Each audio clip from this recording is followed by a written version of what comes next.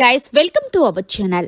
Big boss season 9 లో 8వ contestant గా అడుగు పెట్టేసింది రీతు చౌదరి. ఈమె దబిడి దిబిడి సాంగ్ తో ఎంట్రీ ఇచ్చి హౌస్ లో ఉన్న కంటెస్టెంట్స్ కి బయట ఉన్న ఆడియన్స్ కి షాక్ ఇచ్చిందనే చెప్పాలి.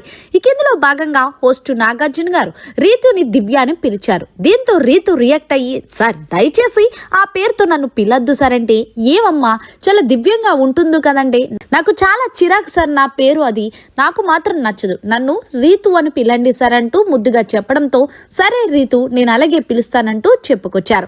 ఇక ఇందులో భాగంగా నాగార్జున గారు మాట్లాడుతూ, నీలో ఉన్న అతిపెద్ద మైనస్ ఏంటి అని అడిగేసరికి, నాలో ఉన్న మైనస్ ఏంటంటే లోపల ఒకటి పెట్టుకొని బయట ఒకటి మాట్లాడడం నాకు అస్సలు నచ్చదు సార్.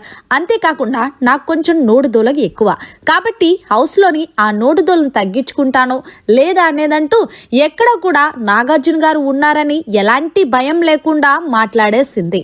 మరి హోస్ట్ నాగార్జున గారు అయితే చూద్దాం అంటూ చెప్పుకొచ్చారు.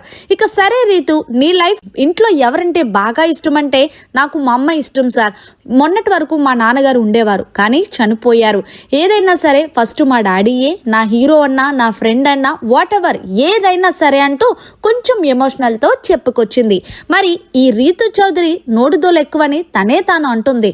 మరి హౌస్లో ఈ అమ్మడు ఉంటుందని మీరు అనుకుంటున్నారా లేదా అనేది కామెంట్ సెక్షన్లో తెలియచేయండి. మొత్తానికి 8వ కంటెస్టెంట్గా అడుగు పెట్టేసింది. మరిన్ని లేటెస్ట్ అప్డేట్స్ కోసం చూస్తూనే ఉండండి మీడియా కార్నర్.